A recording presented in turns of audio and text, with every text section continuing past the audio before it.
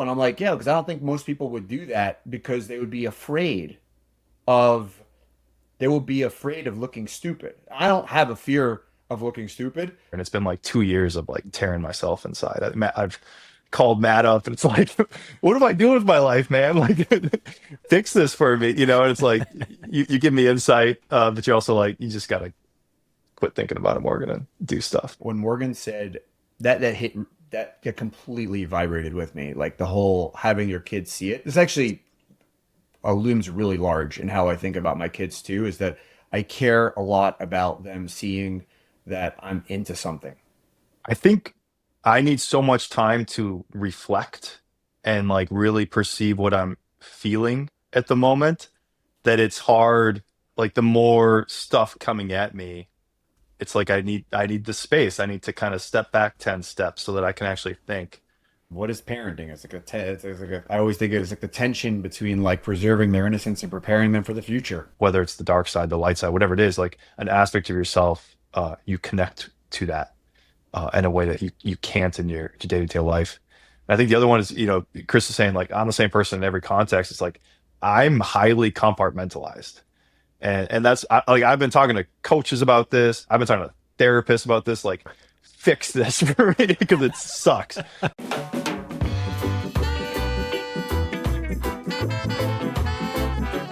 You're watching Just Press Record right here on Cultish Creative YouTube, the show where I take two guests who've never met each other before and we play a little more with all of our networks in public for all of us and all of you at home to learn from. Let's get straight down to it. This first guest. Now, I've deconstructed him. I've separated him into variables, subcomponents, without Latin names like gammas and deltas and vegas, but more of a crucible of Krisables, if you will. And there's three main inputs that I can trace this guest down to. So the first part is Kris Jenner. Kardashians? Yes, Kardashians. I'm going there. Hyper aware of the moment, of the opportunity, of the risk, not afraid to pounce. And it takes studying the backdrop as well as right what's under your nose. And this guest here, he's found that sense. He's trained that sense in option pits and other places on his journey.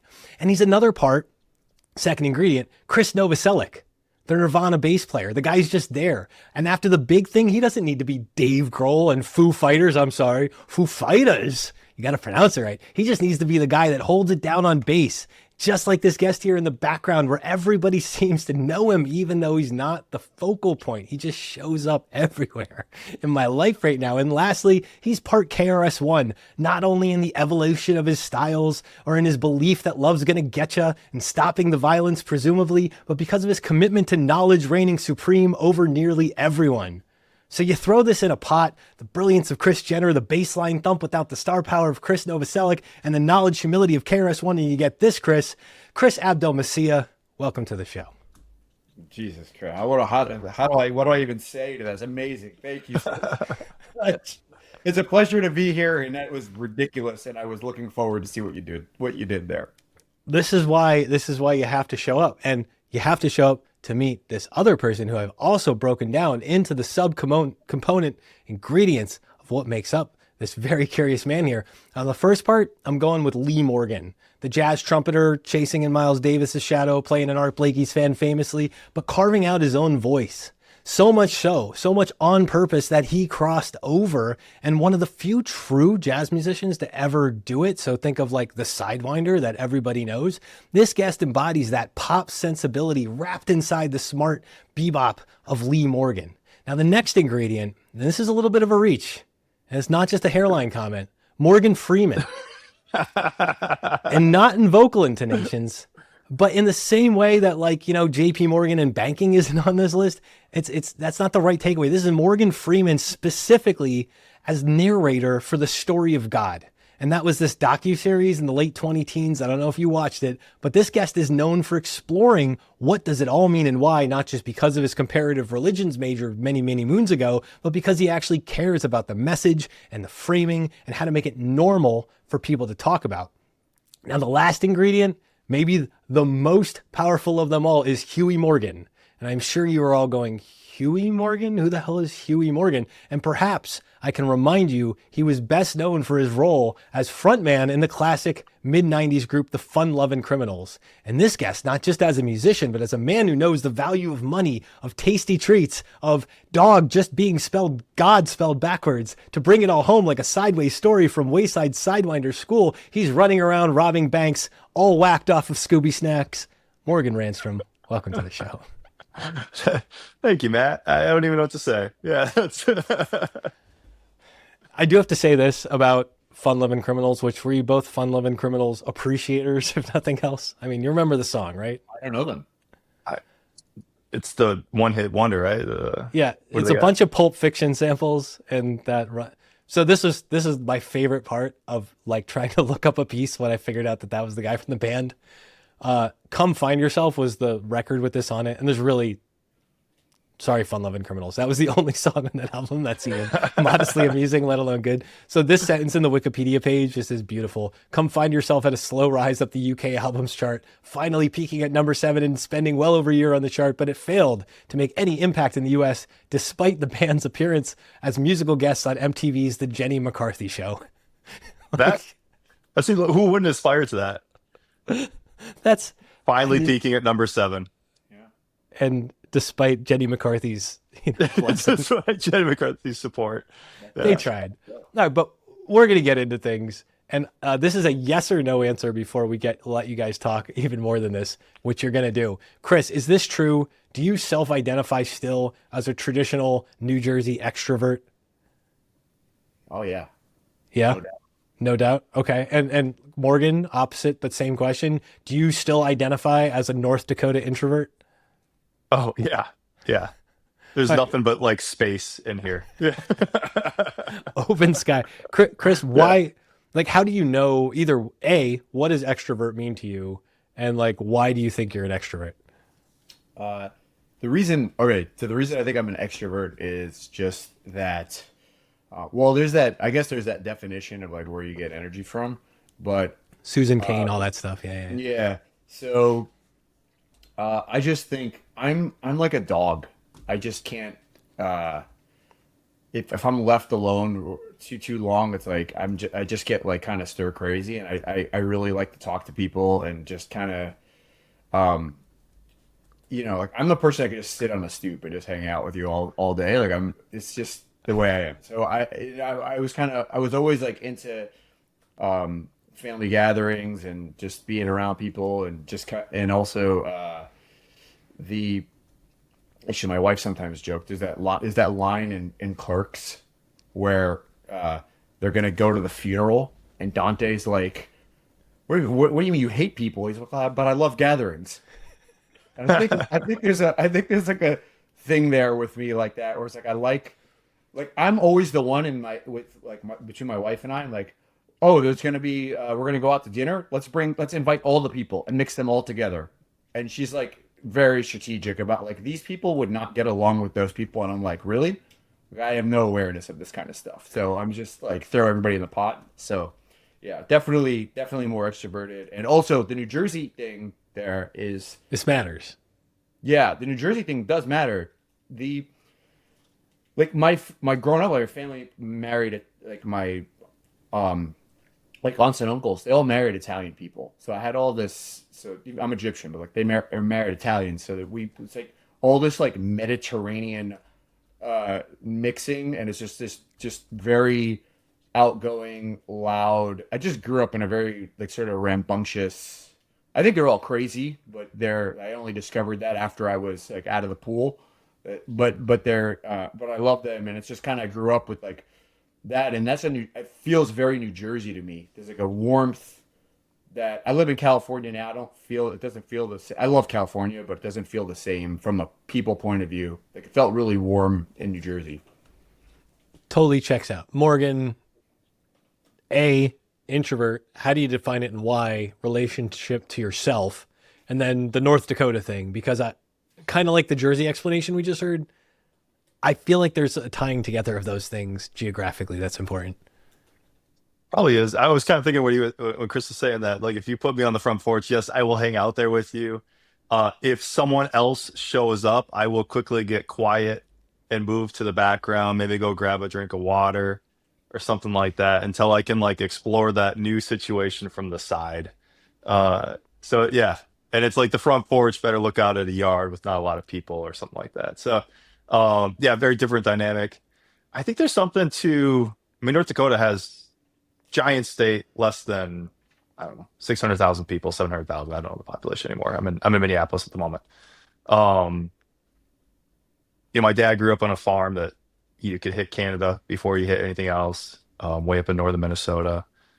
So that space, I think, like very very manifest destiny, I guess. But it's just like that space, like that's what I think of, and I think that's what I'm always trying to recreate with my days. And now I live in the city, I commute, all that stuff, and it's like I want space. I ache for space, and I ache for like dirt on my hands. What's the connection between like introversion and the need for like space? Is it just to keep safe distance from things? What do you think that is? It's a good question, Matt. Um, I think I need so much time to reflect and like really perceive what I'm feeling at the moment that it's hard. Like the more stuff coming at me, it's like I need the space. I need to kind of step back 10 steps so that I can actually think. Otherwise I'll just give you like little glance off replies. So that I don't, I can like emotionally react to what I'm sensing there. All right, so Kris, like New Jersey, and we're talking Central Jersey. Where in Jersey were you from? I grew up in a town called Hazlet, New Jersey, which is Hazlet, Hazlet, New Jersey. Yeah, beautiful Hazlet, exit 117 on the Parkway. Yeah. Uh, it's yeah, Central Jersey. like dead center, right? That's like not even on Yeah, the it's PA border. It's yeah, no, it's dead. It's near the armpit, right. actually. It's the Hazlet was when you come off the exit to go to Hazlet. There's a big water tower that says Gateway to the Shore. So it's basically like the first place you would get off. You wouldn't go to any of the beaches that are anywhere near Hazlet, but it's a pretty good description because it's like the first place where you could get off an exit and like see water in a sense. So so we moved there from I was born in Brooklyn, but we moved there. I was probably like 4 or 5 years old, and it was basically because there was a bus line that went right there. My mom worked in the city, so that's how I ended up in Hazlet, New Jersey. Like this is where we get now. How on top of Brooklyn, you're way on top of people. In Hazlet, you probably got a little bit of room, but is that like little bit of space, but still those packed family functions? I mean, I've been to both Egyptian and Italian family functions before. There tends Yeah, to be a lot of people at a large level of volume that you just have to. yeah, it's loud. So yeah, no, there was definitely space. Like we had a yard. We actually didn't have a backyard because Did we you have a were front in a yard? One of those weird yeah, we houses. had a really big front yard, but we had no backyard because we were the corner house of it was just like a so I lived in this neighborhood that was probably one of these things like built like just after World War II. Every house looks exactly the same, and uh the we just happened to live on the corner of the block that we lived on, so we had no backyard. So there was no privacy. There was a big front yard, and uh it was just like a very central place in the neighborhood. It was like the most central house in the neighborhood. It was chaos. Central house in the neighborhood, meaning like everybody's coming to your house for everything. Like you're the gathering spot for the kids and the friends and all the stuff.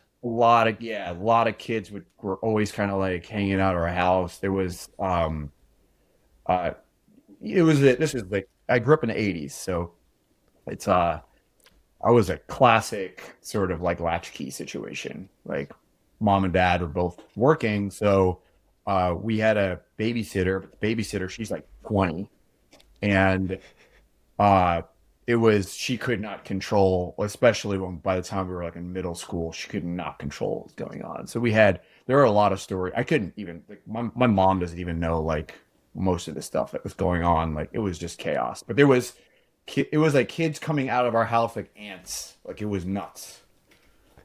Kids coming out like ants. This is also what I'm going to remind you on the kids coming out like ants. I did write down, you're going to guess before the end of the episode why I put you together.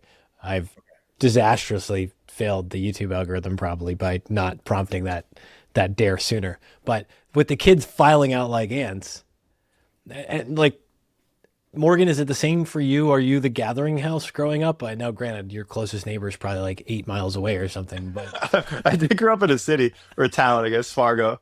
So it's like I was on a even normal better. street or whatever. Yeah, Okay. right. Not many calls to the gathering place. Who was your friend who was like, you But were I didn't friends with grow up. I mean, somebody? like, so I married a Spanish Persian woman, right? So it's kind of, I get a little bit of what like Kris is talking about from that side of the family. My side of the family, it's like we're all white Fargo, North Dakota people. We're white Minnesota people, and it's like that's a very different culture. As my wife describes it, and we talk about like Minnesota nice and stuff like that. It's like Minnesotans, North Dakotans will give you directions anywhere but their house. And I think I very much grew up in that culture. It's like you are nice, not even kind. It's like you're nice. But that doesn't mean you're Nice is like, not kind. Right. yeah, no, and it doesn't mean like, yeah, come over, sure, I'll help. It's like that's not it. There's like a space between people. Yeah, it's interesting. And it's also, I feel like all I know about that culture is derived basically from watching Bobby's World as a child. I don't know if that's in your Bobby's cultural World. touch point. Was Bobby's World set in the Wasn't he? North Dakota or something like that?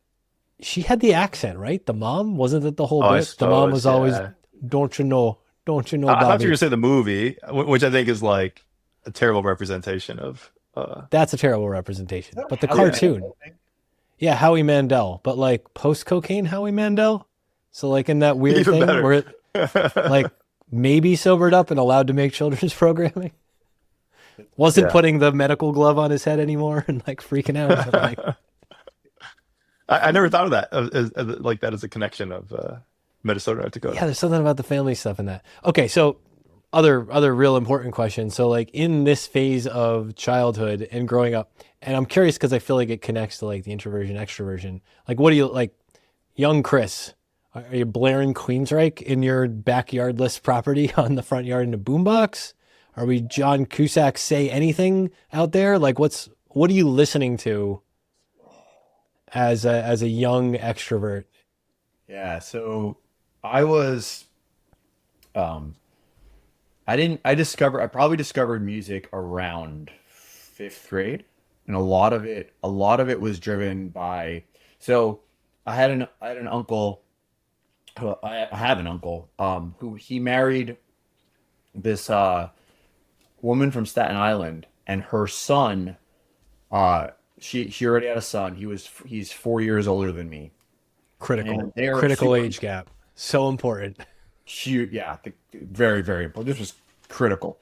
So I fifth grade, so that you're about 10 years old. So he had been, yeah, 14.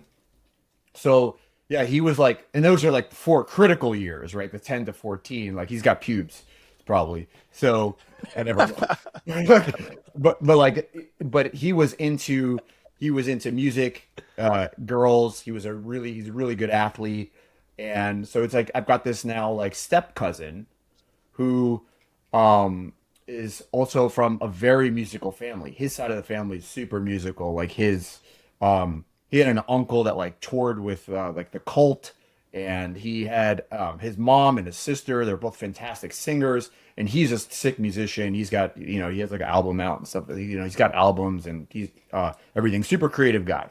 So this is like we're late '80s, and he's writing music. He's in bands and stuff like that, and it's all this '80s stuff, just all this '80s rock, and so he gets me into it. And it's like I always think like you need somebody to like be your gateway in. So he, I would, and also I thought he was the coolest person ever. So I would go to Staten Island on a family trip, and I would come back to New Jersey and be like, and got all this list of stuff that we listened to in his room. Like he would just pop in cassettes and we would just listen to music and just this right here. It's like we're just talking about. I remember him telling me, "Oh, this concept album, you got to check it out. It's got this crazy story." And then he's like, "They're gonna make a movie about it, and Axl Rose is gonna play Nikki. It's gonna be amazing." So it's like every time I went there, I came back with like more stuff to listen to, and then I joined that BMG, one of those BMG The clubs music or club. whatever. Yeah, 12 and it was albums for a like penny or something, right? totally like my whole list in the beginning. It's like Motley Crue and Great White and like all this like it's just like Bullet Boys, all this just stuff that's just incredibly 80s cliche. And then I was obsessed with White Lion. That was like that was a band that I actually was fairly obsessed with. It. You know, I still to this day I still think it's like one of the most underrated guitarists ever. But that was what I was listening to. It was all this 80s stuff, and then you know that lasts for like 2 to 3 years, and then I hear Nirvana, and my whole world changes. That's You know, incredible. typical story. We're pressing pause on Nirvana and Chris Novoselic references. Yeah. But Morgan, what about you? Like same thing. So you're in those pivotal transition years, young introverted Morgan. Who's your gateway person, and what are your like gateway drug bands that are all of a sudden your identity is being formed? It's interesting because I think I'm someone trying to figure this out why. I don't really know why. I Doesn't like matter. lacked that explorative agency, I think, with music when I Really? was like in my early teens. I just kind of listened to whatever my parents were listening to at the time. What were they listening And to? they're not musicians, they don't like love music or anything like that. Um, but you know, you hear all the like 80s, 90s pop stuff, YouTube, Mariah Carey, like all that stuff. So that's kind of like in my consciousness. And I was always attracted to just like good music. My mom was a big Earth, Wind, and Fire fan, you know, so it's like, so that would be on the background. My dad randomly got into Rusted Root at some point, and I got obsessed with them too. Uh, That's my and first then, concert, by the way. oh, is that right? Yeah, I love that. I've seen them a couple times too. Um, Pennsylvania folks, right, Matt? Somewhere they were a I really think big I think deal they're in my. Philadelphia, man. Yeah. It wouldn't surprise Um, me. anyways, so for me, it was like all of a sudden, so you know, early 2000s hit. You can start getting music on LimeWire, Napster, that sort of thing. And I had just started learning guitar like around age 13, age 14. Um, and so I was really attracted to like acoustic musicians like that. It was just this thing, right? Because I could do it. I knew the sound. And I honestly thought like electric guitar players were evil. Like I just had this thing. I was like, I like what I like, right? And so it was like it was classic like Dave Matthews. Obviously he's huge at that time. I learned the guitar off of Dave Matthews. I still have like a weird right hand thing.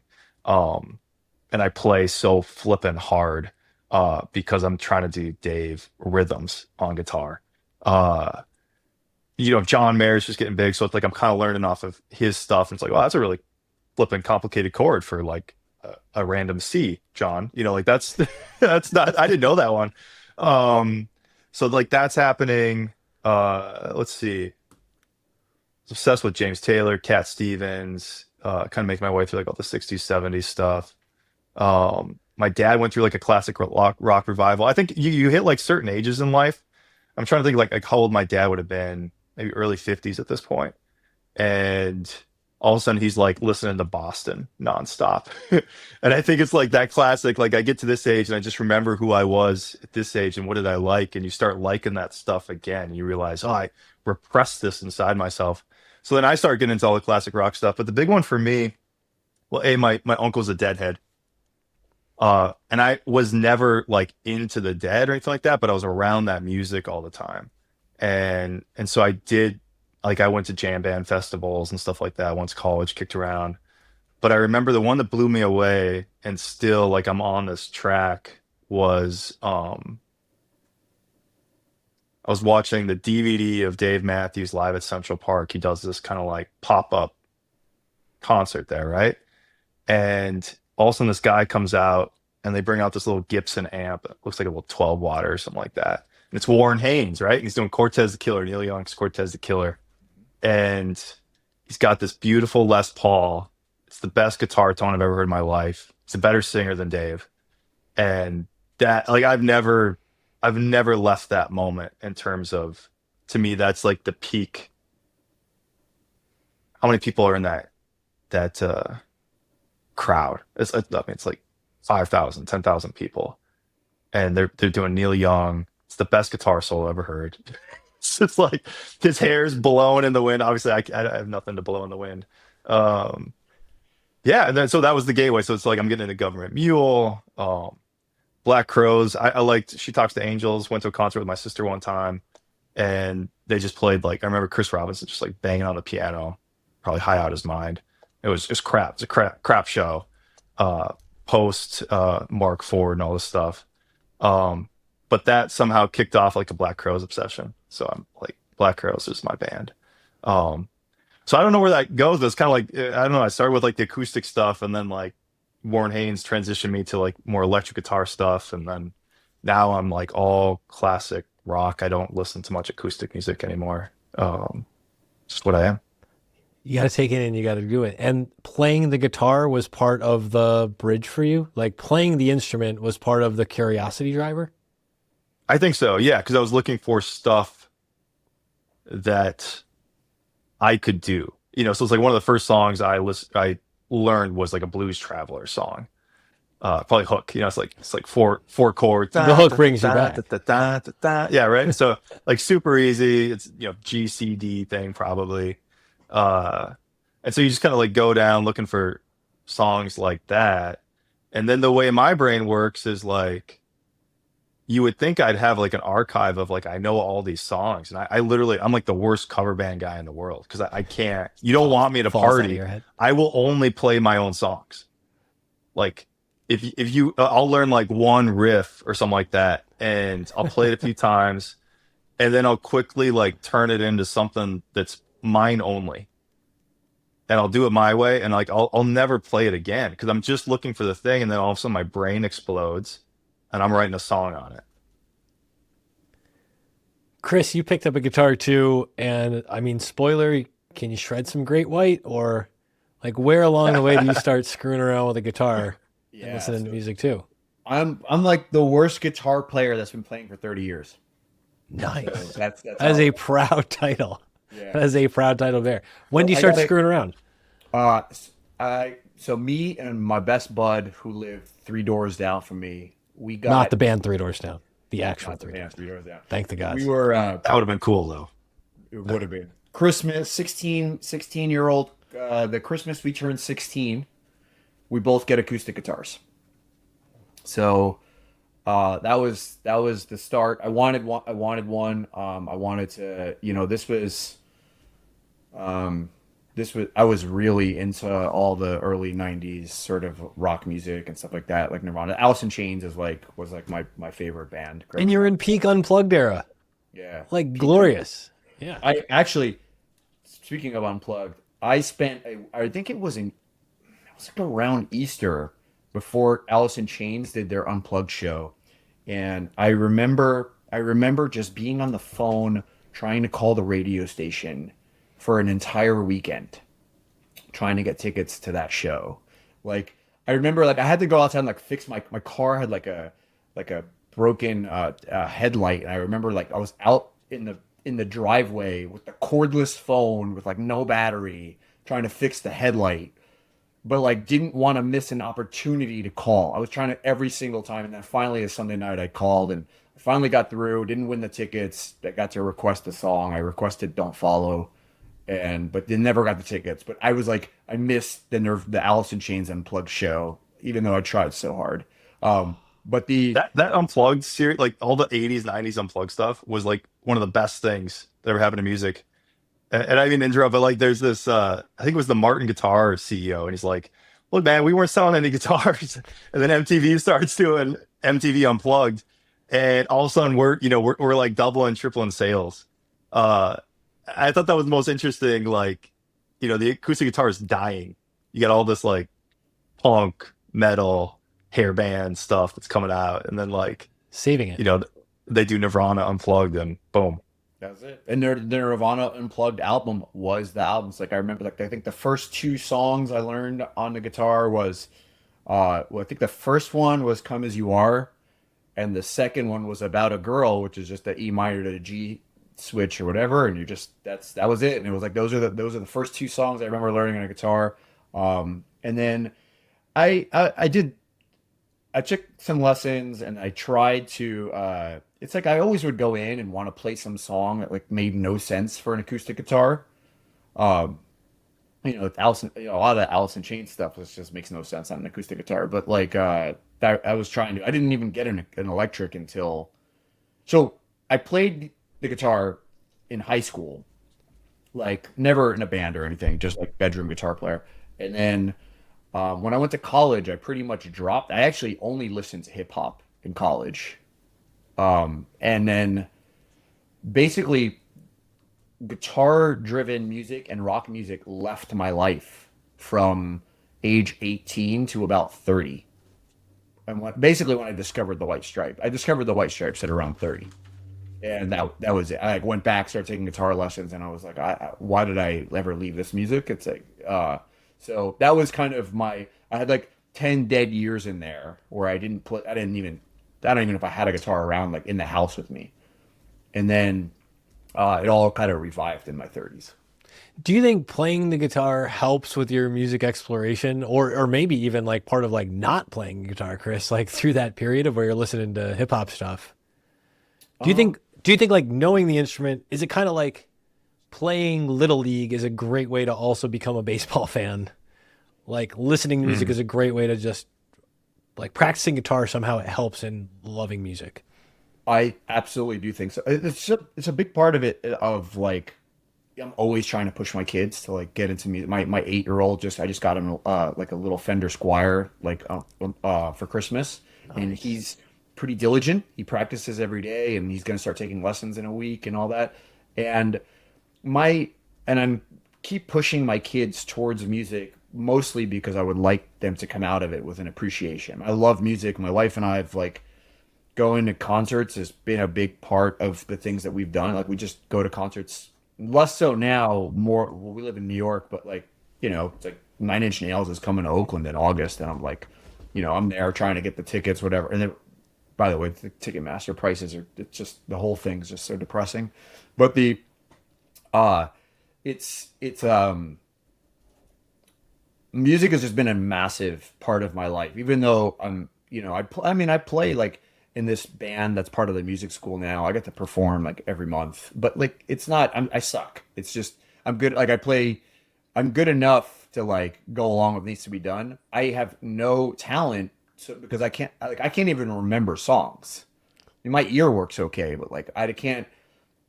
I've probably played over 250 songs that and I can't remember. If you told me to play something right now, I'd be like, I can't remember how to play it. So, but what I will do is I'll just flip. How long is your guitar strap? You're giving off strong, like Oh, like lower than hip. Yeah. Yeah, no, it's not that low, but it ain't that high. It's not that high either. Yeah, I think it's funny. My cousin just got me. Matt, I picture your guitar like up here. Like No, that's it's down It lower. floats. Yeah, right, yeah. The carpal tunnel tells you how Do low you, it can Matt, go. do you have it on a stand and you just kind of like turn to it and then you walk away and you go like I'm like Fleetwood Mac all of a sudden. dawdle on the Where did this keys a little bit or conversation something go? like that. Yeah. What would your cousin just get you, or what do you got a Oh, new like toy? one of these what have the sticker here? Oh man, I think I see. Is that one of those Line 6 pedals back behind you? What are you hiding back there? I do have I've got you know what? I'm actually so I'm in the middle right now. I'm having a custom pedal made. Because I'm having a pedal made with Moontower on it. And there's this company called Zvex. They make these Fuzz Factory, the Fuzz Factory pedals. Yeah, I think I've They seen. will I like know you're talking for any about. artwork you want Oh, that's amazing. on a pedal. So you're gonna have a Moontower fuzz pedal? So I'm getting a Moontower Fuzz pedal, but I'm using their artist. I just gave them the idea, and they just sent me back a sketch this week, and I'm like, yes, we're doing this. Okay. But the Yeah, no, I have one of these like slash straps. It's like pretty cool. But it's like at the end of the day, it's I love music more than I am like a musician, for Nothing sure. wrong with that. Nothing wrong with that. Yeah. Morgan, what is it about like playing in the band? And I mean, tell Kris a little bit about what you're up to with the band these days too, because like this is a important part of your life, and not to be a rock star, like just because it's a mode of expression, which I think is at the core of everything you're talking about, Kris. It's like it's a different type of Hmm. tie back into a community. It's singing in the church choir, but not having to go to church. What's that mean for you, Morgan? Yeah, yeah. Well, in my 20s, I recorded a couple albums, like more singer-songwriter stuff. But it was a single guy. I had a good job, and so I could like kind of fund like an actual production thing. So I recorded in a studio in Bozeman, Montana at one point. Did one in Minneapolis. Those were incredible experiences. And like I listened to a lot of music, but I kind of dropped music for most of my like late 20s, uh, up until like 3 or 4 years ago, through basically having kids, right? Uh, and I left. We moved a few times. We were down in North Carolina. I kept leaving musical communities, um, and just not being able to kind of recreate it for myself. Uh, so that was mostly like being an acoustic musician, and then I got plugged into this group locally, where we're all amateurs basically, and they're like, we need electric guitar. So I, kind of start being more of that, like channeling that lead guitar player that I always wanted to be. Didn't really, I was just trying to support myself. And so now it's just all about like electric guitar. And I think like, um, what's been fun with the band is how songs evolve in chaos, essentially. And you don't, someone hits some note, and then all of a sudden you're like going the opposite direction in terms of how the song is constructed and stuff like that. So there's like this element of uncertainty. Not that we're like a jam band or anything like that, but just like as we co-create uh, the sound that can only be ours. It can't be mine. It can't be our lead singer's called Claire. It can't be hers. Like it can only be ours. Something real special about that. Like doing that in community. And then now, yeah. So now we've recorded an album. We're apparently getting it back from mastering like on Friday or something like that, which is super cool. Yeah. So it'll be released kind of a song at a time starting late March. Matt was a Kickstarter. Uh, what do we call it, Matt? I don't know. Funder. Yeah, I don't Um, know. You got to make it sound something more exciting. A venture kick funderalist or something venture like cap, venture kick capitalist. Yeah. Um, so we're playing locally. I mean, it's great. It's like it's not something that I'll ever make money on. Probably, I would love it for it to be able to fund buying more guitars and amps. I don't know if it will. My hourly rate is like negative $750 so far, I think. Um, but yeah, it's just like something that I need. There's no other way of putting it. It's just like I need that. And I'm chasing moments of uh like I want to know what it feels like to hit that note in front of those people Mm. on stage. I want to know what that feels like. I want to know what it feels like to hear my song on the radio. That'd be really cool.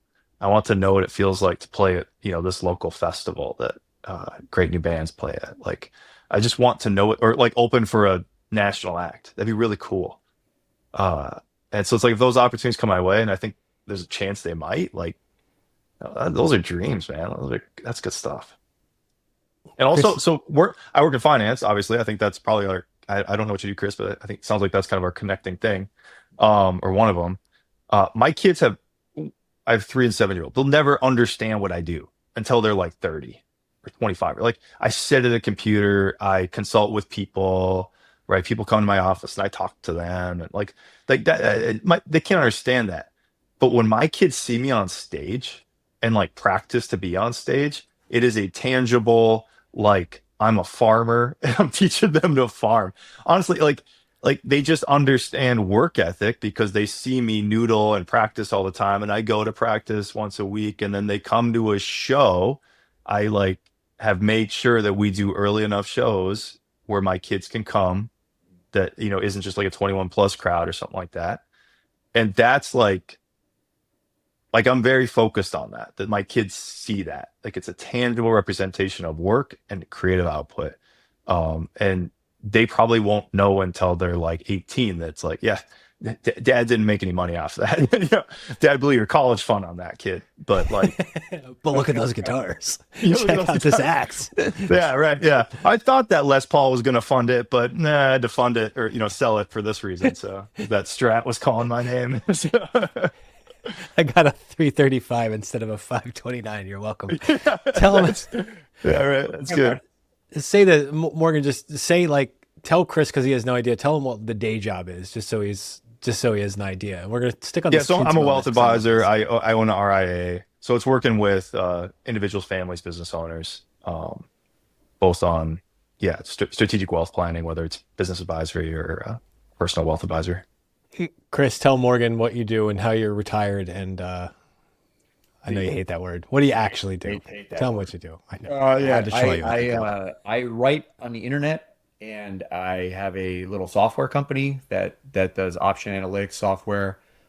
Those are like the most like that's basically what I do. It's that's simple. I write on the internet, and I have a little analytics company.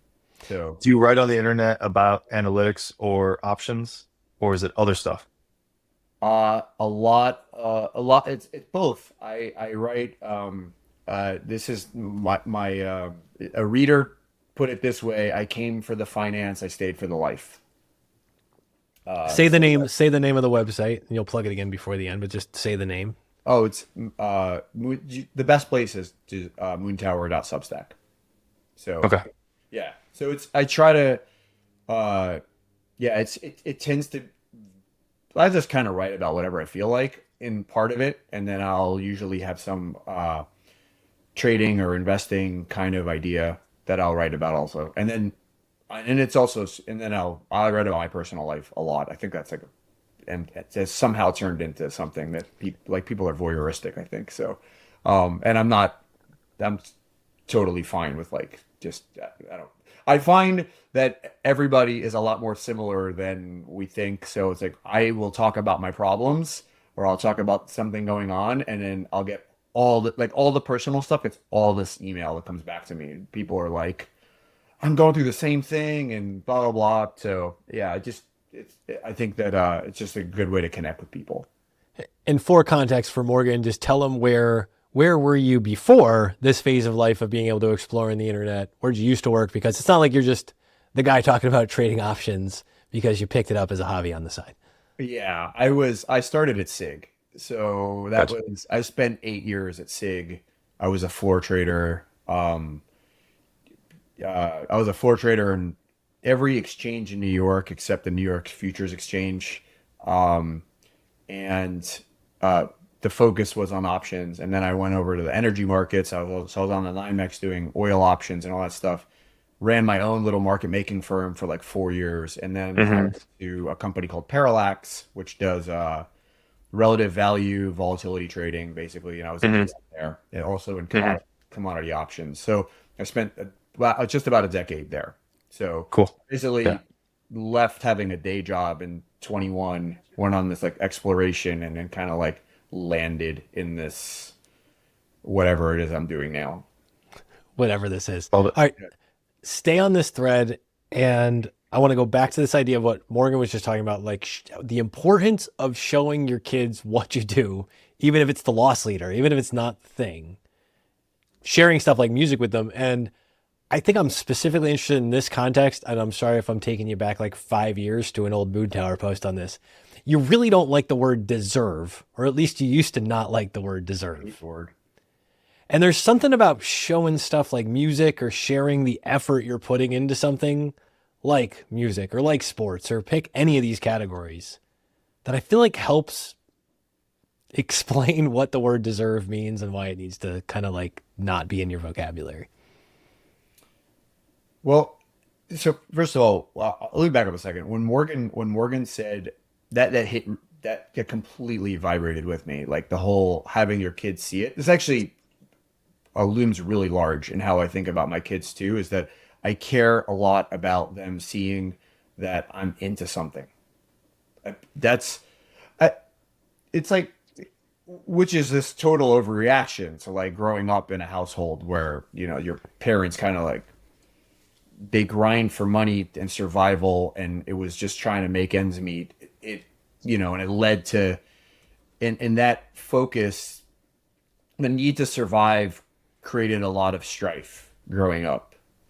And I'm trying to do the opposite. And then like I have all this baggage because of that too. So I made a lot of mistakes, I think, about you know, sort of like the way I approach school that came from trying to be like, oh, my goal is just to make money. The point of life is just to make money.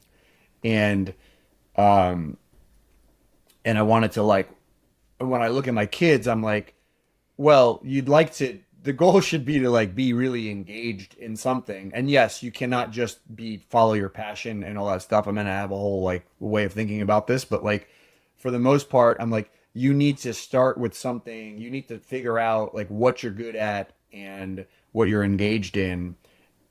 And this is like all that's really important. And I think the only way you can teach it is to show it, is to basically live your life in a way that they see that you're super engaged. And I think that they do see that I love the things that I'm doing. I try to bring them in and teach like, hey, check this out. Like, I know it's hard to, it's like abstract, but like I try to teach things to them, or I'll like point out like, hey, this is like something like in my, like this is like, this is what an option is. I try to explain that stuff to them. And, uh, they're, I think kids, you can give them a lot of credit. They're pretty smart. Like they pick things up. So if you just show that you're engaged, and especially on like the creative stuff, they love that. And I drag the kids to the music school every time I play so they can see me up there playing. And I don't like, actually it's weird. I was going to ask you, Morgan, about this because you're an introvert, but you're on stage. I feel like I'm an extrovert and I'm so afraid of being on stage. Part of the reason I do it is because it makes me uncomfortable. And so it's like this thing that I feel like is important, and and I do it because I want my kids to be like, you can do that too. And look, I'm not even comfortable doing it and I'm doing it.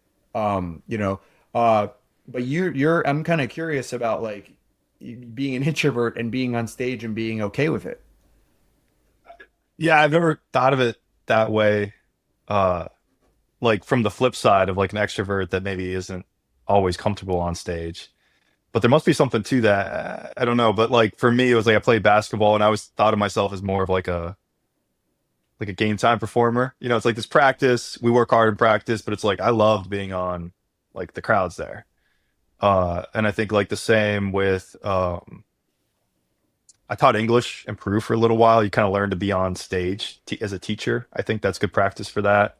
And being a singer songwriter, it's just you. It's just and you have to like talk as you tune your guitar and stuff like that. You have to talk about the song or say weird things. You kind of develop like a stage persona.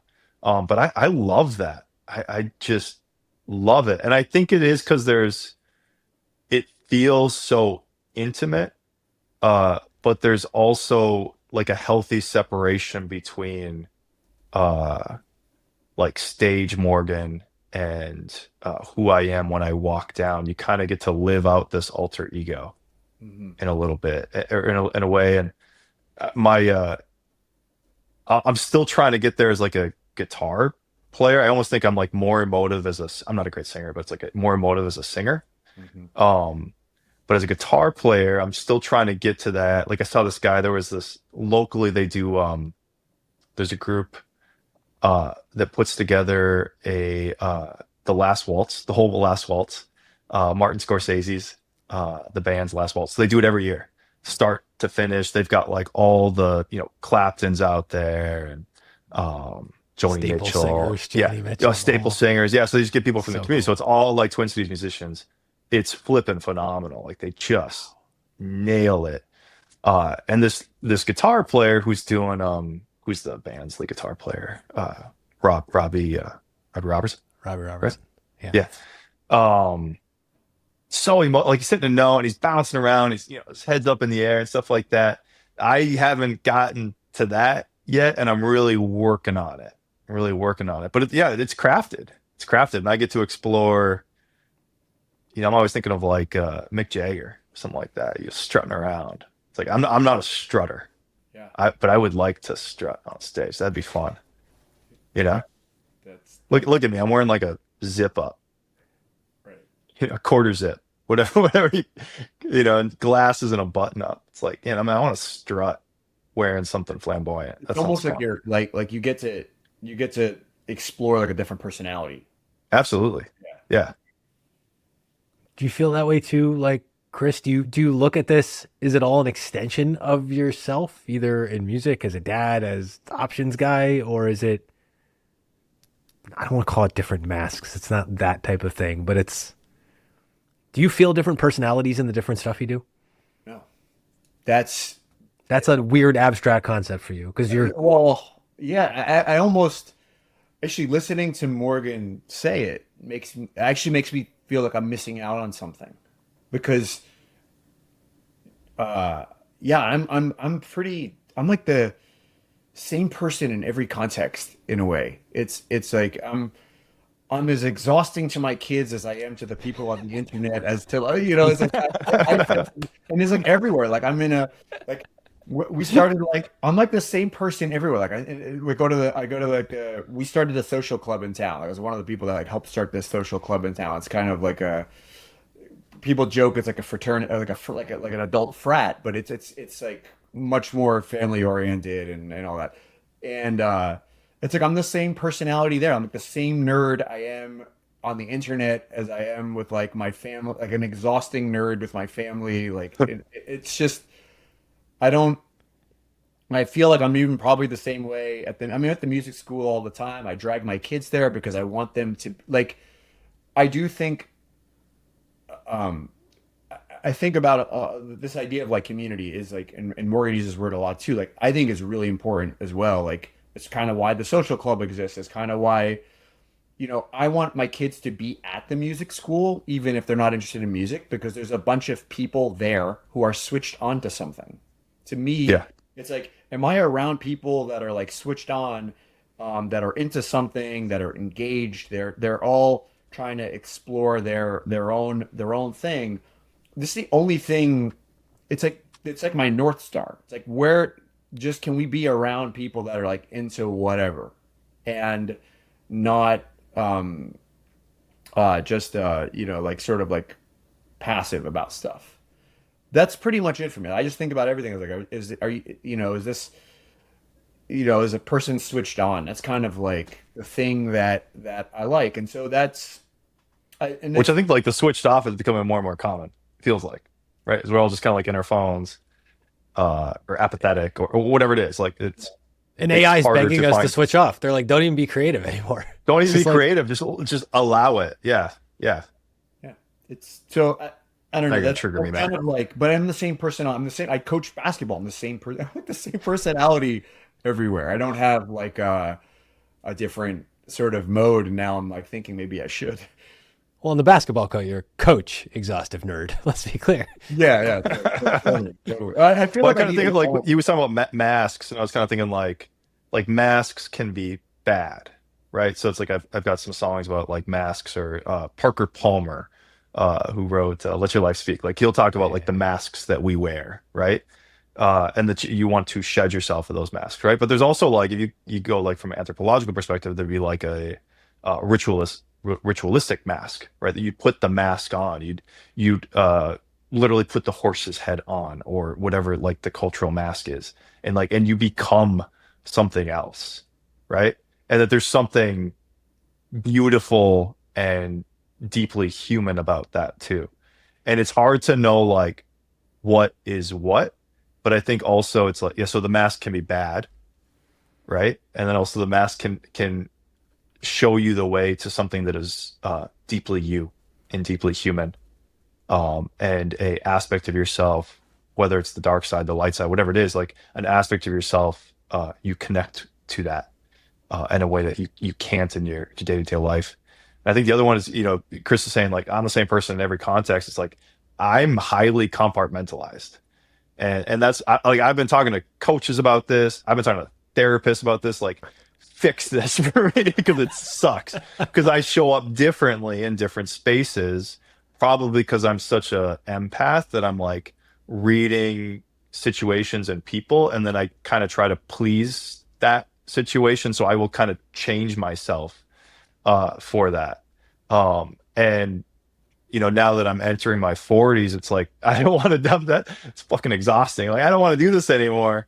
Um, and I'm trying to like be so non-compartmentalized. I want to be the same person. And so like you think about like stylistically, like I would love to show up to work in something that's closer to like what I wear on stage, right? Like I'm working on that, but obviously it's not working yet, but like that's yeah, I'm working on that. And I think like so I've like built this Morgan on Purpose brand, and the whole idea is like, yeah, I wrote a book called Money with Purpose. I do music. I'm also a great flipping financial planner, and I love talking about investments and finance and that sort of stuff. And by the way, I'll talk about family and legacy all day long.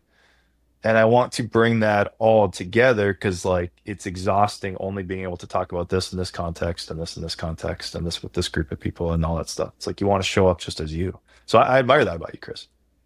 Yeah, I mean, I was gonna say like you do help people with their money, so like looking correct is probably a good idea. There's a certain archetype. There's a certain archetype, yeah, you Yeah, have to hit for yeah. sure. I mean, you don't want people. I mean, part of it you have to inspire confidence. So Yeah. yeah, I don't think Do you showing think I up. could get away with a hat with a bow in it or like a like a feather in it? Like that's what I'm shooting for at this point. You pull it Depends off. which type of fedora, but yeah, you could. Sure. Yeah, right. You got to do the fedora that came back into vogue first. I'm blanking on the name of it, but anyway, The Kris, hipster what fedora. the Yeah. hipster fedora? Yeah, Kris, Yeah. what like you a in one sense, there's parts of that what Morgan just said that clearly like you admire, and there's other parts that you're like, how does your brain even work this way? So like Morgan's saying this, you understand the different places he's going to compartmentalize. What are the parts that you would help him? I don't want to say be more like you, but like be more unified of being the same person. What would you say to help draw him into that? Oh, that's oh, how do you How do you express that to a Help me, person? Kris. Help, but Kris. well, how do yeah like how do you be like more? So let me we should back up for a second on that because Go ahead. I'm not certain it's a great idea. Like, um, I think uh, it probably like being compartmentalized. Like, it can be very adaptive to be compartmentalized, and it can be very inflexible to be like I am unwilling to compartmentalize. So, like we'll take an example that isn't exactly relevant to this, but like the whole bring your whole self to work movement thing, and it's like, and then there's like, no, maybe don't bring your whole self to work. I didn't like that part. Yeah. Yeah, Keep that so elsewhere. totally, and that makes sense to me. It's like you should, yeah, guess what? You should probably be compartmentalized when you go to work, and you shouldn't bring your whole, you shouldn't fly your freak flag at work because um it creates too much friction to what the mission of the thing is. Okay. But so in that, however, in that sense, it's like there's a part of me that feels a little feral, like doesn't play well with others. It's not true. Like that's not exactly the right way of putting it, but it's there are a lot of things that I just will not do because it would force me to compartmentalize, and I'm just not sure that that's a great idea. I'm not sure, like, on one end, it's like maybe it's not adaptive. On another, and then in like even less than that, it's like how much of that is like self-defeating. I don't know. And um, so yeah, I'm not even sure I would convince anybody that this is a great way to be. It might be more of a like a curse. It's like I think the yeah I tend not to look at, I just tend to like not understand, like I tend to not, it's not, I understand it intellectually how people can be like different in different kind of facets. Um, I'm a little bit confused by it right now in the moment. Like within the moment, the cultural moment that we're actually having right now is very sort of interesting to me because of the um I've recent some I used to think I've decided I think a lot of these people like let's say Zuckerberg, for example. Like I just don't think he's a person. And I just think he is a person. He has one objective. It's to like grow this company, and anything that requires bringing what he thinks to it is largely irrelevant because his job is to just grow that company. And so it's he's been like put into this like narrow objective like optimization function for which even if he's in conflict with those things, I'm not sure there's any room for him to like it's almost like you're not a fiduciary anymore unless you just follow the function like he's trapped in like the thing that he's I don't know if he cares about anything else. I don't know the guy or obviously, but I've just come to think like there's if you become it's the most compartmentalized thing in the world, I think, to maybe to like run a big company. Because I'm like, your entire objective function needs to become grow this thing, and anything is there a room for anything else? Like I'm just not sure. This is could be like me being also naive about like what it's like to do that. But that's what I see from the outside, and I'm like, I could never imagine doing that because I couldn't just have everything depend on like I couldn't have my all everything that I needed be like appropriated by this other goal. But I think that's required to become these people. Knowing that we're Why did you say taking, that, Kris? Because Matt's got a special guest that he'd like to introduce you to right now. yeah, and the footnote here Comes is that we're Here comes taking. Zuck, right? Yeah, Zuck is about to enter the chat. No, the real part here is that we're taking advice from, on clinical issues almost here from a guy in an Operation Mindcrime shirt, which is breaking my brain in its own way. But Morgan, like inside of that, that's actually a really interesting way to thread this compartmentalization needle. Yeah, maybe Like, I'm great. I don't know. no, you're not. We're all messed up in shoot, just shoot. different variations of this stuff. But Yeah. You're like, That- what about? That's like you're like mature. That's the thing. It's like being able to compartmentalize is like a grown up thing to do. I'm going to defend Morgan on this one. Do you actually feel mature in that?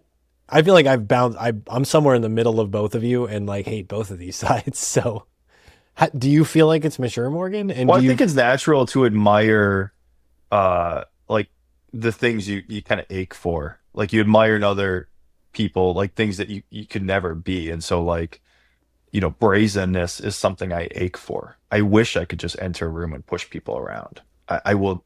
That would be so exhausting for me. Setting boundaries, exhausting, right? Demanding what I want, exhausting. Those are really hard things. Like those are things I'm just now working on in my life because they're so unnatural to me. Um, I wrote this thing a few years ago. There's a little amp brand, solid state amps called Quilter amps. And I don't know if you ever heard of them, but they make what they claim are like solid state amps that sound like tube amps, right? And so technically there's a little modeling happening, and one of their amps they had this like, you turn to this setting and it was kind of like martially, like a British thing. Maybe this one's a little Vox like, right? And then you had like the Fender's 50s thing, or and then they had one that they called full Q, so Quilter full Q, right? And it was like that's what they thought you can recreate all these other ones. We think an amp should sound like this, full Q. And I always think about that, like what would I be if I was fully myself? Which isn't to say that like you can't show up a little differently in different situations. Like that would be hard for me not to do. And in fact, I apparently I kind of like playing parts, right? Um, but what would like full Morgan look like? How would that feel? Uh, and I think like that, yeah, the brazenness, like that kind of comes to mind as a word. But Do you have that's what I ache for in a way. do you have a similar, like, do you carry that almost model inside of your brain, Morgan? Like, is the full Morgan like a setting that you're like, I think I see where that is on the dial, right past the number Yeah. 11? It's right there. Yes. I mean, my wife and I have this like when one of our kids is really overwhelming us, we call it Fender 11. But Awesome. yeah, But uh, it's a setting I'm working on, right? Like, and I think like once again, like as someone who's very empathic, like I feel other people very intensely. I tend to put their needs in front of mine, and I tend to like almost subserviate myself to those needs. It makes me a really good financial advisor, honestly. But it's also like it has led to burnout many times in my life, in various fashions. And so like that's something I'm working on. That's like the journey I'm on, right? Because it's like I feel like every decade things break. At 20, things I went through like a massive existential crisis. 30, it's like work fell apart and I started this new business and all stuff. And now like 40, once again it's kind of existential. You wake up after years of kids and it's like, who the F am I? Where am I? I think it's classic Talking Head song, right? How did I get here? Kris, do you have a version of like the full you, or do you feel like you're already there and you're trying to Feels like attenuate he's down from? got it. Yeah, or are you trying to like attenuate down because you're like, this is too much? Yeah. Yeah, no, I do feel. Yeah, I mean, I feel like I just am who I am. It's like very, uh, yeah. I don't. I mean, like I said, if I'm envious of anything, it's like the ability to be like probably more flexible in those ways where you have to kind of like have a different mask. Like it's really, I don't, despite being extroverted, I really don't like being. It doesn't mean I like being anywhere near the center of attention. I actually feel incredibly uncomfortable in that. Actually, by the way, like after this, I will. It will take me hours to settle down. This is Mm. every time I do an interview or a podcast, whatever. It takes me hours. Actually, me and Jason Buck have talked about that. I've called him after to commiserate because he's the same way. He like needs all this time to like decompress from people. But like, I don't consider myself an introvert, and I have the same exact feeling. But that's because, um, well, I don't know why like this kind of context winds me up so much, but I think if I had a, the maybe a better way of like a mask or like where I can contextualize what I'm doing here, where maybe it would make it less. It's not threatening, isn't the word? It's not threatening, but there's something going on where it does where I'm a little bit uncomfortable. Um, but I still enjoy it. So I don't know. It's like being on stage. Like I love going up there and playing, but I'm really, really uncomfortable. So, uh, so I'm working on trying to become more comfortable, but that's for the most part, I'm more like envious of the ability maybe to like feel more comfortable in things that are very, very foreign, but like I think I just show up the way I am to like kind of everything, you know, good or bad.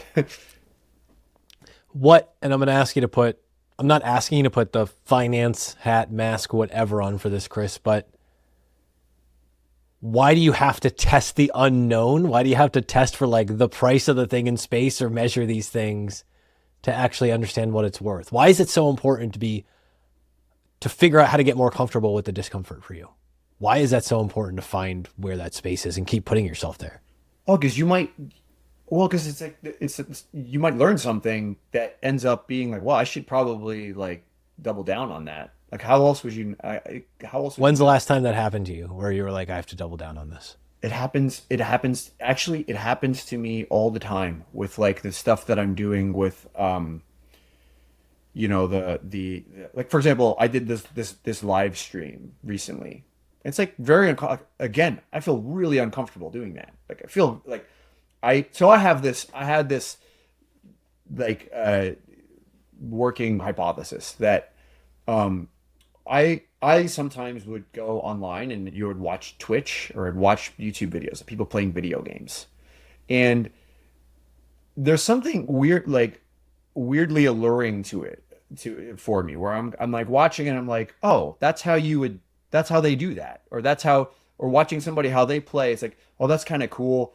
But you're not necessarily like if you're watching it live, you're watching all the mistakes and you're watching all the warts. Like it's not prepackaged and polished and shiny.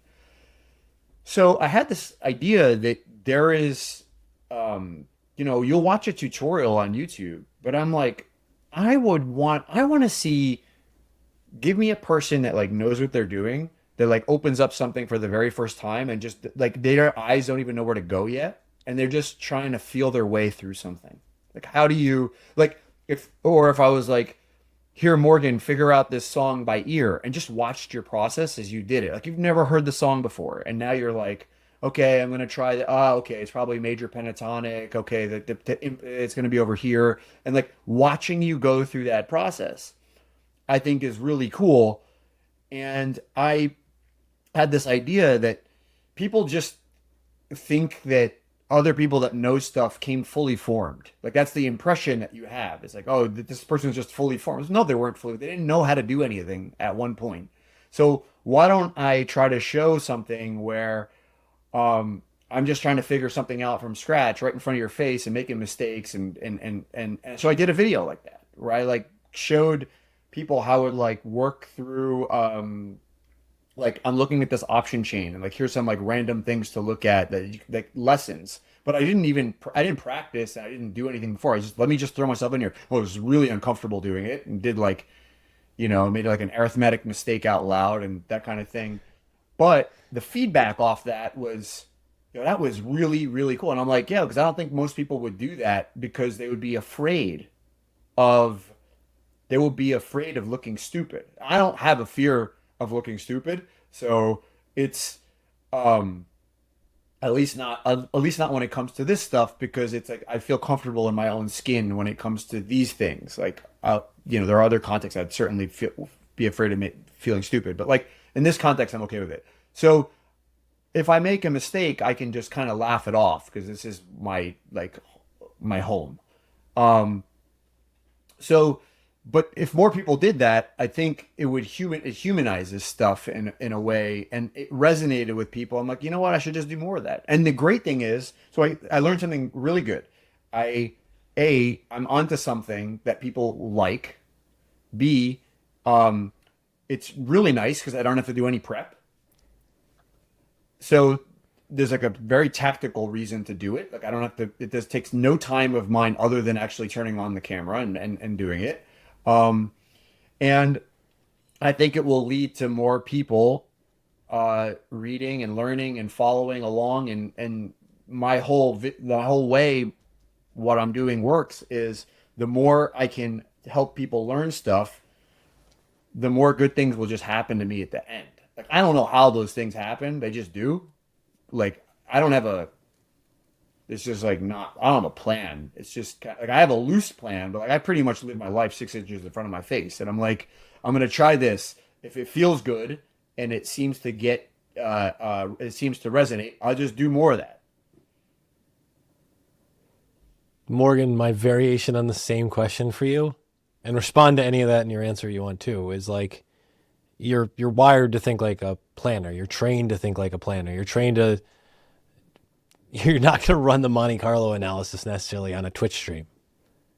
But what you are going to do is think about all these personalities and all this stuff, almost like in a portfolio context, almost in like the, how am I putting all these things together so that they're actually additive, combinatorially, and also balancing each other out. Mm-hmm.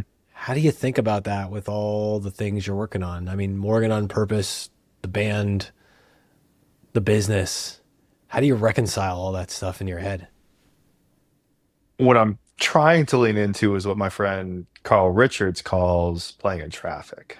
And that's what I kept thinking about when Kris is talking. It's like, uh, don't, I mean, you can play this charade and it has to be perfectly formed and perfectly, curated. before you present the thing, or you can go play in traffic.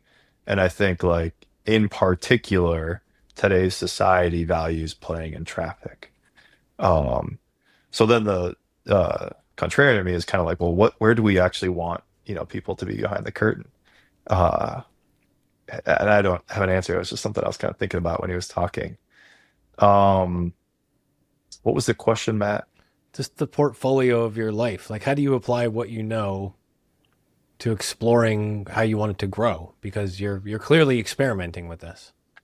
Yeah, I think like what's hard for me is like so someone who like kind of naturally compartmentalizes is it's really hard for me to like publish the work until I understand like the brand that it's coming, like how am I supposed to show up in this place, because I do naturally like kind of curate myself. Um which isn't bad, but like yeah, turning on like a Twitch or something like that, that sounds super overwhelming to me. And I don't think it's something I'm interested in either. It's like I don't feel like I have to push myself in that direction. Um, but like, my next thing is like starting to do long form videos. And I've really had to like think through, okay, how, like, what is this brand? What are we doing? And what's like authentic and natural to me? So that I'm not just kind of spouting off. Even though I think society values that kind of just like, yeah, spouting off on this or that, things that I don't say this in context to you, Kris, but it's like just things that you have no business talking about. You think of like the spiritual influencer who's all of a sudden writing a book about money or something like that. It's like, what? Don't, just stop. Right. But yeah, so for me it was kind of like, oh, I'm not just a financial planner, and I'm really accepting myself as an entrepreneur. And then in accepting myself as an entrepreneur, it's like I'm actually like, yeah, I started this finance business, but I actually think of myself more as like a creative entrepreneur, and I have much more like visionary tendencies than like um, kind of type A like financial organization strategies. I can do that stuff, but it's really hard for me. I only do it in service to my clients, and in fact, that's something that's like I'm trying to delegate as much as possible because I want to be in like creative visionary space. And so it's like, who could I help with these messages of like purpose, family, legacy? Um, it's not just your work that defines you. Also being a business owner, entrepreneur, that sort of stuff. And it's like, so we're kind of centering it on this, like, um, this is for entrepreneurs. This is for other entrepreneurs. And what I'm passionate about is I think like growing up in an entrepreneur household, and then like my kids are growing up in an entrepreneur household. It's like, how do we navigate, like, yes, building, it's kind of what you're saying with Mark Zuckerberg. Like, you want to build the business, you want to grow this thing, you want this to serve and offer value. I also want to do it in a way that doesn't destroy my family, and I want to be present at home. And I really don't want to work more than 40 hours a week. I'll be honest. Like, I'm not going to martyr myself to this thing, and not have a relationship with my children. I also want them to understand what I'm doing, and like, so ultimately, like it's kind of in service to them, but it's in service to all of this stuff. So how can I serve business owners in a way that's like ultimately unifying to them and their family? Like, how many business owners are kind of like head down, not talking to their spouse, and not like sharing the load of what they're going through, and all their kids know is like, oh yeah, dad's pissed or mom's pissed and stressed, and don't ask that because like she's gonna blow up, right? And so it's like, how do we like shoulder this burden in a unifying way that gets us moving forward to closer to, yeah, purpose, values, all this beautiful stuff of life. Like, these things have to serve us as humans and families and loving beings and all this stuff. So that's kind of like where I'm headed, but I need a lot of thought to get me there. And it's been like 2 years of like tearing myself inside. I've called Matt up, and it's like, what am I doing with my life, man? Like, fix this for me, And it's like, you give me insight, but you're also like, you just got to quit thinking about it, Morgan, and do stuff. But yeah, Go get hit by those cars, go get by those cars, man. That's what you got to do, man. I did hit myself in a car the other day. Just get my kid out of his car seat and smoked myself. All right. My wife just found me like laying on his car seat. Like, yeah. Anyways, that's what happens when you have no cushion up there. That's what happens when you have no cushion. I have some notes. I need you to interrupt me as we go through these because you both said some wonderful things, and we got to hit a couple of these. We got to hit a couple of these again. at the beginning of this conversation, and I'm so happy we started on this introvert extrovert thing. I really didn't think that it would keep getting wrapped around so many times, but I really love the way it did. Kris, when you were talking about yourself as an extrovert, you literally described yourself, I'm a dog, alone, I'm stir crazy. And I think that's fascinating, right down to the clerk's idea. The like, why are we going to the funeral? Well, I hate people, but I love gatherings, which I've also said a great many times. And there's something about this, and it was what Morgan said right after, which is I need the time and the space to reflect in order to feel it. What's the balance, Kris, of being being the dog, of needing to be in the middle of the situation and all the action going on, but still needing, like, we all need different layers of time and space, I feel like, just to process the environment we're in. Yet, what I think the balance is, I think, well, first of all, I naturally get it because actually, I'm not super stoked about it, but like I work from home and I'm in an office. I'm in this room like many hours a day and by myself. So, um, I way preferred being in an office. I hated commuting, but I preferred being in an office. I don't think that this is a particularly great way to work. Um, so, but that said, it does give me that balance because I do get enough of that, time alone to think and all that. And a lot of the work that I do just simply require, I mean, I'm writing a lot, so it requires quiet and I can't write with music on or anything like that. So, I definitely need that, but the balance, so I think the balance is not, I don't know how much balance you need, but I will point out an observation that I had like in my 20s. The 20s are a weird period. Like I had a roommate and then my wife, we met when we were 25. So, she's my girlfriend. And so like, you've got like a girlfriend, you've got a roommate, but like you don't live with many people. And like you grow up living around lots of people. Like you grow up having neighbors and you grow up with like your siblings and your parents, you have your grandparents around, like it's just people around. And then you go through your 20s and there's like not that many people around. I mean, yeah, you go to work and your colleagues, but like you go home into like this quiet apartment. And then you have kids and then your life is full again. And I think like I didn't really put it all together until like how weird it is that you go from like having a family around you to like being alone and then you get the family back again. And I'm like, I I'll tell you this, when I'm the thing that freaks me out at night is knowing that one day I'll have an empty nest because I love this. And I know that like my 20s and that period of time where I was more just less people around. I never felt alone. I never felt lonely. I try to do a good job, you know, go seeing my friends and my family and everything. But like literally the energy of other humans around you is something that I just think is really critical. And so I don't know what the balance is, but I would say this, I gotta, I have to be able to dip in and out of that multiple times a day. I need to like, uh, I don't, it's funny that my wife travels a lot for work. Thankfully, I got my kids. But if she went away for like a weekend and then my kids here, I would be nuts. It would probably take 36 hours. I would lose my damn mind. I'd be like, somebody needs to talk to me. So, uh, I don't know what the balance is, but I just see it. You need some of both, and I don't. Everybody, you probably just know when it's wrong. Maybe that's it. When you can feel that it's wrong. You scared of empty nesting, Morgan? That freak you out? Are you excited for the next chapter? How do you balance those two things? My kids are little. I really don't think I about haven't it even thought about it.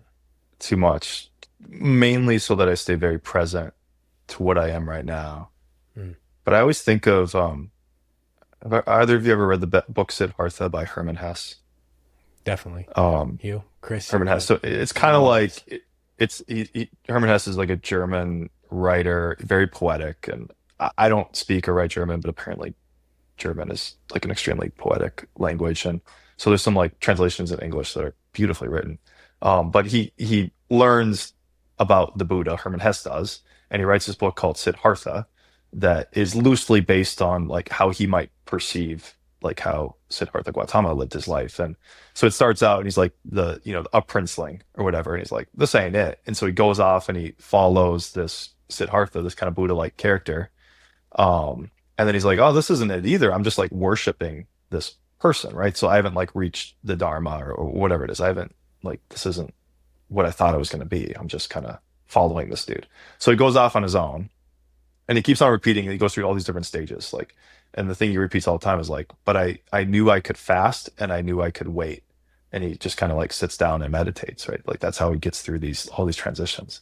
So then he goes to a ferryman, and the ferryman just like every day looks at the river in a very like meditative fashion and like helps people across and like doesn't want for anything. He's just there like serving the river and the passengers. And he does that. And then ultimately he's kind of like, I'm kind of curious. So he goes out into the world and he becomes a merchant. He becomes like one of the most successful merchants in the area. And like he takes on this courtesan who kind of like teaches him the way of the flesh. And it's like all beautifully written, I would say. And so he becomes super wealthy, gets a big paunch, right? He's in love with this woman and sensuality and like all the wonders of the world, all the like physical wonders of the world. And then all of a sudden he just kind of like loses interest in it. And he goes back to the river. And I always think about that with my life, where I do think that like this period, like pre-kids, it was like to me it was all just philosophical exploration and you're throwing things at the wall. And then like that once I had kids, like that just stopped. It just stopped. And like I'm very aware of the moment I'm in life, and also like the material comforts that like protect them too. Like I'm very aware of that. And I think there's something to just like the sensuality of like the beauty of this moment, basically. But then I also expect that there will be this next stage in my life that I too will like kind of wander to the river and become very quiet for a long time. And I ache for that too. I don't like, I want to be in this moment forever. Like, I don't ever want to not have a 3 and 7 year old. Like I could stop time and just be happy forever. But like, I do ache for the river at the same time.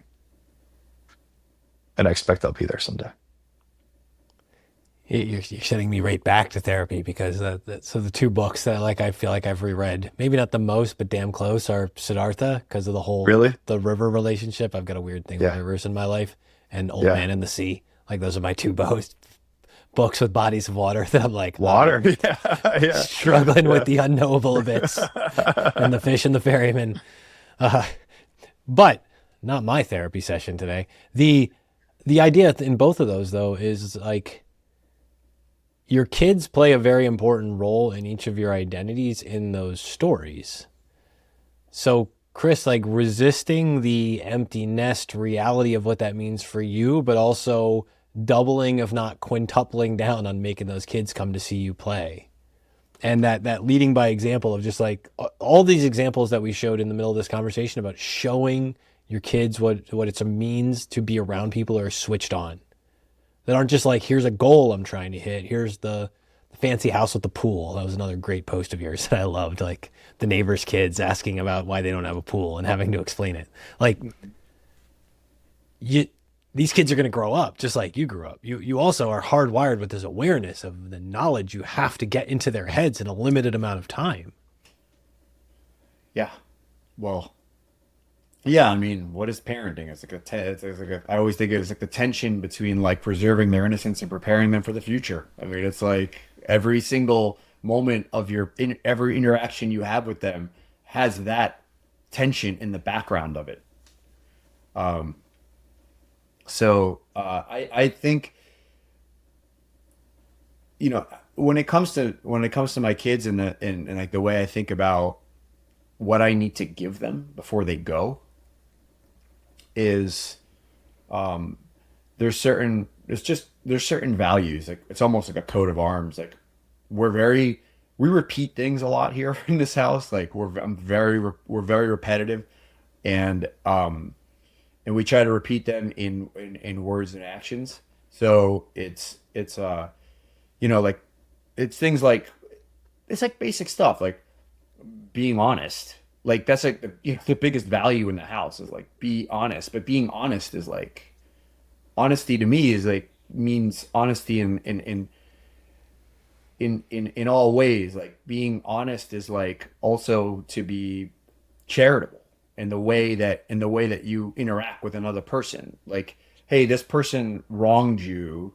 I think or you think that they wronged you, and like embodying, they're trying to at least think about their point of view. That's actually part of honesty in my mind. So like honesty is like this thing that sits over everything. And um so like I think being honest with yourself is also like this. It's probably like the most recurring theme I probably have with them is like being honest with yourself. It's kind of like that goes to like how does this thing make you feel right now? And like let's like the whole like name it to tame it thing with the emotions, but it's like that's really valid. It's just how are you feeling right now? And like if you cannot measure what the thing that's happening to you right now is, it's really hard to be honest. Like because your mind will just trick you. Like your mind is like built to deceive you. So honesty is about being honest requires curiosity because you have to be like, oh, why do I feel this way? Or what is this even making me feel? How can you even start being honest if you can't even know if you can't even tell the temperature? So that's like that is I think that that's like ultimately the thing I need to get through to them. There's no like life skill kind of thing. It's more of like this principle. And I don't, you know, at the end of the day, I want them to find, I just really care about them uh matching. I say this, I use the word a lot, matching well to what you do. And so this requires you have to have some awareness of what you're good at and some awareness of what you like. And you have to find those things sit abstractly within everything. It's like Morgan said something very, very good. Like his ability to relate to others or feel them, being an empath, lends itself to being an advisor. And he's also very clearly introspective and a thinker. And that also lends itself to being an advisor. Like Morgan strikes me as somebody who's very well matched to what he does for work. I think that life will just go a lot easier if you can match yourself to, you know, you're going to go downhill if you can not fight your nature.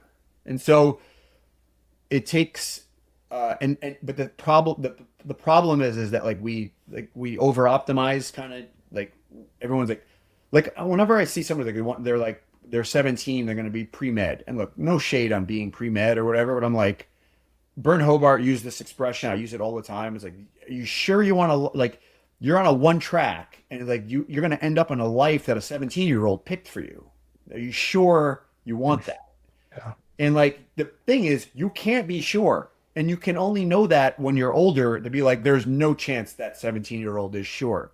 So to me, it's like you are taking a risk on the single most important thing, I think, which is like you're taking a risk on the possibility that you are not going to be well matched and there are no off ramps to the thing, or the off ramps are very expensive once you get on it. So that's this is like mostly the thing I'm concerned about is like my kids being like honest in all ways and then trying to be sort of well matched. And then from there, I'm like, well, then anything can happen from there. You can do anything if you bring those things together, everything's possible. That's what I need to give them. Morgan, multiple masks. The multiple masks in somebody who's juggling these different versions of self in a weird way, can that almost make you, I don't want to say more honest, but can those different masks actually aid and abet the honesty? Like a truer expression of you from knowing you're going to put this different mask on to show up as these different ways. Does that actually make you more honest? I don't know if it's more or less honest. But I think we talk about anthropology a little bit, and there's something to like the archetype of the magician or the shaman or something like that, which is like you're going to put on a mask and you're going to become something that's like crucial to the moment. Or, this is, I'm not actually a historian, but it's like, before battle, it's like you're going to don something, you put on your, Part of the ritual, part of the ceremony. yeah, it's like part of, it's like putting on a football helmet or whatever it is. Like, so it's these transformations. And I think, you can become something that is, it's like, I don't know if you become something that's more yourself, but you get to accentuate an important aspect of yourself in a safe place. And it's also like an important aspect of yourself that in the context people need, right? I like being in so many crowds myself at music events. Like when I see those people go up there, it's like the vibrational quality of what they bring to my life and like that bouncing through the room. Like that's, you can't get that anywhere else. And it's like, I don't get that on Spotify. I know that iTunes isn't giving that to me. TikTok or whatever. It's like scrolling through videos. It's like, that's the anti that. It's like, I feel a disaster after watching all that stuff. But on like listening to that live explosion of sound, like it's beautiful. And so like if I can don that mask for other people to give that vibrational quality to their day, that is I hope the intent is a gift, right? Like I hope it comes off as that, right? Like the intent is a gift to offer that to people. um and I think the same thing with like one-on-one or family advice. It's like I want, I'm offering you a gift, right? You can decide if it's worth it, right? You can decide if you want to pay for it, but it's like this is a gift. My space and listening and advice and counseling, and there's something I think pastoral about it. Like it is, it's quite literally a service, and take it or leave it from there. I love that. Morgan, I'm going to make you guess first. Do you have any reason? Take a stab at what I wrote down on the back of the note card. Why did I think you and Kris needed to meet? I think he just wanted to make me jealous of his hair. That's yeah, that's where I'm going. No.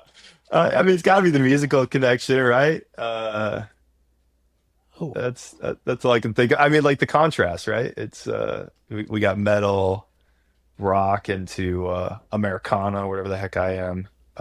Soulful Americana. You got like Jersey versus Dakota, um, LA versus Minnesota. These are different life experiences. great contrast. And I will say, just before Kris gives the answer, I once saw Warren Haynes. This is like early 2000s. And I was working for this thing, for this rock radio station. Yeah, And I got to record the acoustic versions of like all these bands yeah, when they would come do these like radio spots. And we had a contract in yeah. the studio I Right, ran with the right, radio station. And right. like Warren Haynes comes and he's going to do something. I'm like, cool. Like I'm, appreciator of the mule and all that stuff. Yeah, And, yeah, and he comes out on like his sound check, but like, it's like my back is to the thing that's set up that the tech is there and nobody's there. The tech is there. hmm And then hmm like Warren Haynes walks in, like it just sits down with a guitar yeah, and proceeds to play a solo version of like Wild Horses. And he yeah, silenced like this one was in front of a pretty decent sized like studio audience for the thing. And like his sound check with like no mic amplification, just like him and a guitar, silenced the room and no joke, people were crying. And yeah, I was just like, yeah. this guy Yeah, took he's a this gift. whole room to church, snuck up on us, Yeah, and just yeah. bodied Wild Horses. And It's I'll awesome. never forget, like I still have goosebumps thinking of just Yeah, that surprise sneak attack Rolling Stones cover from that man. Dude, it's awesome. I got chills when you said that. Yeah, I see him in 2 weeks. So I see or a week, Deafening, 2 weeks, and deafening, quiet, the touch, just everything about it. yeah, And I was like, how did this come out of this person? I see him in Shocking. 2 weeks, and they have a package where you can get a Warren Haynes Les Paul, And I was talking to my wife, and I was like, "This isn't a good idea." You know, it's like a $5,000 ticket, right? I'm like, "This isn't a good idea, And you right?" probably get like a But knockoff I Les was like, Paul "But it's inside of the not ticket. not a good idea. Like that sounds pretty great, you know." And like even his slide, he'll give you a slide too. Is Warren Haynes Dunlop slide. Well, hey, there you go. My moment like that is Black Crows. Saw him at a small venue in Minneapolis, and they should at Minnesota Zoo. They used to do concerts at the Minnesota Zoo, and so you'd be surrounded by like lion roars and stuff. It's crazy. Real small venue, and they did "Descending," which is my favorite Crows song from the album Amorica. And yeah, it's like those moments, man. It's just like time stops. There's There's, nothing like that. I don't have a live moment of that, but I'll point out a scene that you can look up. It's really cool. There's a I don't know if you guys ever see that Shannon Hoon documentary, the guy from Blind From a Melon. while ago, love Blind Melon. Love that. I think, is this like an old documentary? Or is this? So what it was is he got Shannon Hoon. So this is like early nine, like really or like 1990 maybe. Somebody gave him a camcorder.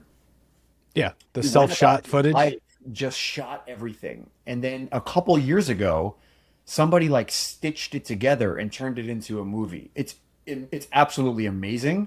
But there's a scene there. They're at Woodstock '92. They're in the dressing room, and Shannon brings the camcorder up to the vent, and it's Neil Young is warming up in his room. He's in the next dressing room, and he's just playing in the room next to him. And Shannon is just he's like losing his shit like this, and it is like it reminded me of that, just like that moment that they don't even know you're listening, and Yeah, you're gonna bring them to their knees. yeah, That's amazing. yeah. So did that only come out a few years? Like I found it, I don't know, probably a few years ago on YouTube, and I don't even think I saw the whole thing, but it was all the VHS camcorder footage of him like running around on the bus and Yeah, backstage at shows. It was just I don't super know cool. I don't know what year it came out. I strongly recommend watching the whole thing. All right. It is obviously it's a time capsule. It's I exactly need to what it track is. this thing down. Unbelievable. And I will stand Soup. Was it Soup? What was the second Blind Melon album? That was a great record. Actually the performance of the song Soup that they do in the video is so Is killer. it's so cool. And that uh crazy thing about that, he had the camcorder on his last day on Earth Mm. because he has it on the side, and then he's going to bed, and he calls his girlfriend or his wife, and then he goes to sleep. It's Yes. the camcorder's on, but it's really freaking crazy. Yeah. That's some Anyway, stuff. That's strongly the- recommend the documentary though. Chris, Yeah. guess. It's not Shannon Hoon. Spoiler. Yeah. It's not Shannon Hoon. Might be Soup. Could be Soups. We didn't get to Soups. I mean, I feel like you want us to say music, so that can't be the right answer. Um, I'm gonna say that. So Morgan dropped some clues in here, like he's called you before, talked about some like personal stuff. Is he's trying to sort out like what am I doing and all that, and then my own writing is full of basically it's all out there. It's like my existential crises are there for the world to see. So I'm guessing it has to do with both of us not really being or just figuring it out as we go along and not really pretending that we have everything figured out. You're both right on top of this, including like giving me more credit than I deserve, because I definitely put, guitars gods. I figured we get into some of those masks and crazy stories because that's just how it goes hanging out with Morgan. But in figuring out the values of or behind our real options. And I think that's one of the things. So little play on Kris's option work, but also this idea that like the money's just the thing. Like the money's there. We need the money for the other stuff, for the career strategy, whatever else. But you guys are wearing the reality of what you do on your sleeves and what you're talking about. So Kris, I can't wait for you to see some of the Morgan on Purpose stuff that he's been putting out there, where he's actually trying to help people figure out how to pull this stuff in line because they're feeling pulled in one direction. And that shit is really hard.